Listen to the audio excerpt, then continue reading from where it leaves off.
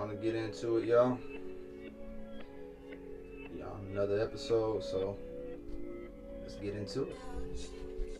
What's up, Cowboys Nation? Today we're going to get into another loss. Today we're going to look at the Jets game. In this game, we're going to find just more key things, things that we did wrong, things that we can improve on moving forward. There are things that other teams, and to be fair, there's things that we get lucky on, so it's not so much of a thing to look at what we're doing wrong that to take away from what the other teams cause. It's just more or less get into just identifying what we allowed, and just the biggest focus is to kind of protect our quarterback a little more. Certain things that are kind of misconceptions, so to say. So we're going to kind of break those misconceptions, look at where the team overall went wrong in this particular game. I know we got a lot of heat on it because the Jets were an 0-4 team. So in looking at this game, we're going to be able to see the Jets really were an 0-4 team, but just key points, key moments, and just messing up on the same kind of thing. So let's just take a look at it. All right, so we're going to look at these things. First thing I want to start out with is actually something good. We have a sack that comes here on Darnold. DeMarcus Lawrence gets double teamed the entire play. Your two defensive tackles, they have one-on-ones, and Robert Quinn had a one-on-one. So what we want to see moving forward is guys being able to maybe demand more of a double team.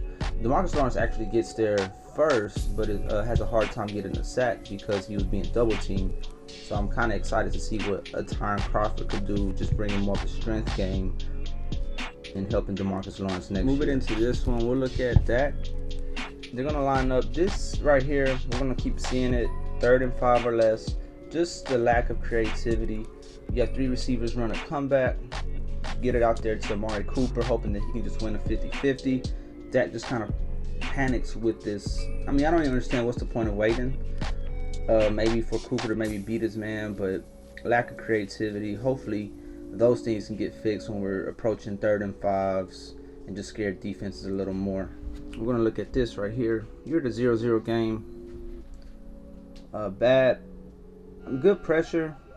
You have it covered up. The linebacker, the safety's coming up. It's Van Der Esch and Heath, and Collins comes in with just a horse collar. Getting new defensive tackles.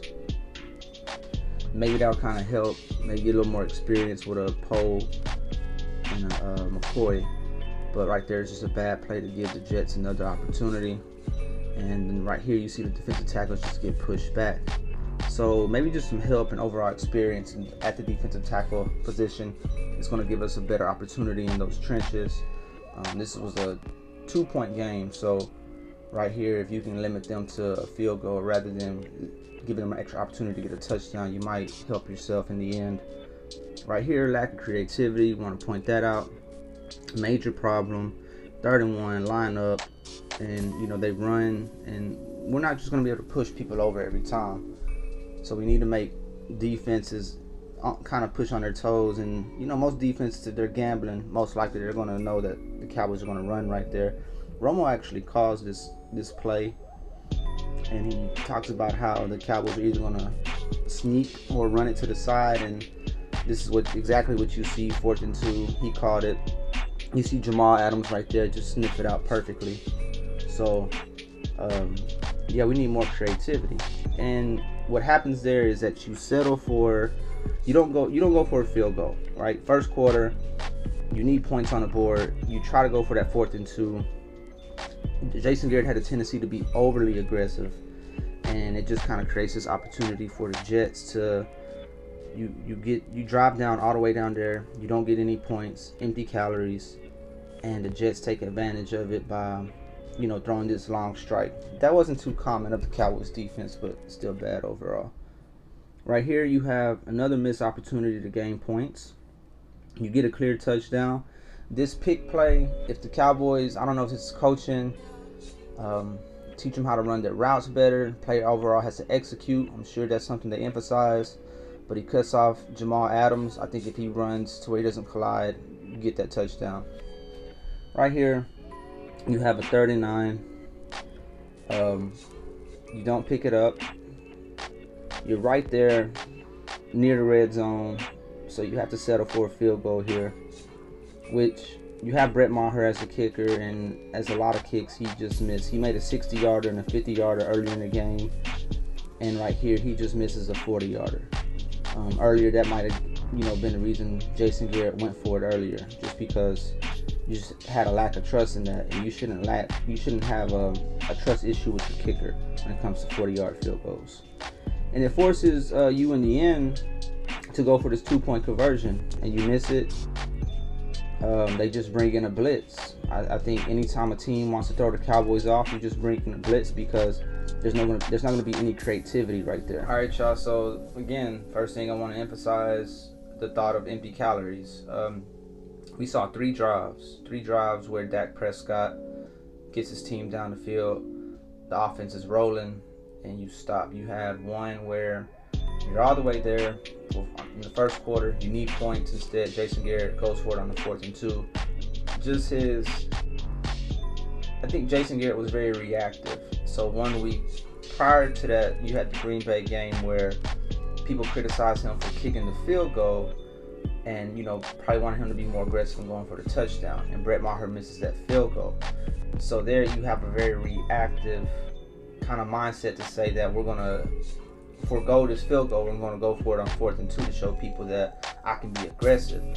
And so I don't know if that was something that he just really struggled with, or that was more of a thing that he just wanted to throw it out there to make everybody feel like, hey, y'all don't know what y'all are talking about. You just have to execute at the end of the day. It's kind of his favorite word. But I think as a coach in that position, he had to execute and say, 7-3, let's just put a field goal. We'll be down by 1, and let's not create any momentum right here for the Jets. Momentum to me is a real thing. So when you see them miss that field goal, next play you go on for a 90-yard strike. So in that position, I feel you lose points there. Again, a 2-point game. You get the pick play. Maybe if you have someone, I don't want to say more experienced, but it just took a matter of running that route a little cleaner, and you mess yourself out of 4 points there, and then Maher misses a 40-yard field goal. So even if we don't speculate on that touchdown, what could have been, you still have 2 positions where you could have got 6 points. In the end, that would have been enough to make the Jets have to come back and drive. They scored all of their points in the first half, most of them. And I think defensively, the Cowboys did do a good job. You just need your offense to sometimes just be able to score points against teams like that to kind of mask any deficiencies that you might have. But I want to say overall, they did okay. Now where we move forward with the defense, looking at the new defensive tackles, looking at the pressure they'll be able to create to where you're not getting blown off the line on 2nd and goal, or you're not making those mistakes, or if you're not sitting up there giving up 90-yard touchdowns. So next game we'll look at is the Vikings game. Again, we might recall from that game a lot of mistakes, and we'll talk about it more in depth. But I think at the end you have more play calling issues, and so we'll see how the Cowboys kind of are able to. They have the offense, I feel, can always put them in a position to be in a game. You just need special teams and defense to be solid. And if you can have a kicker who can make 40-yard field goals, that would be a plus, right? So moving into next year, I think you have a lot of things to be excited for. I don't think this 8-8 team was really what some 8-8 teams were, in the fact that they weren't just dominated.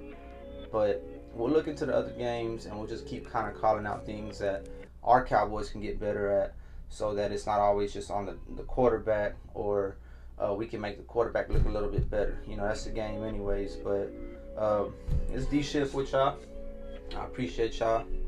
I don't know if there's many viewers right now, but we'll keep rolling. We'll keep doing these videos so that I can just overall just get a bigger audience, and we'll have bigger conversations. All right, so I'm out. I'll check you out the Vikings game, and y'all just be on the lookout. All right, like this video, subscribe, and all that good stuff.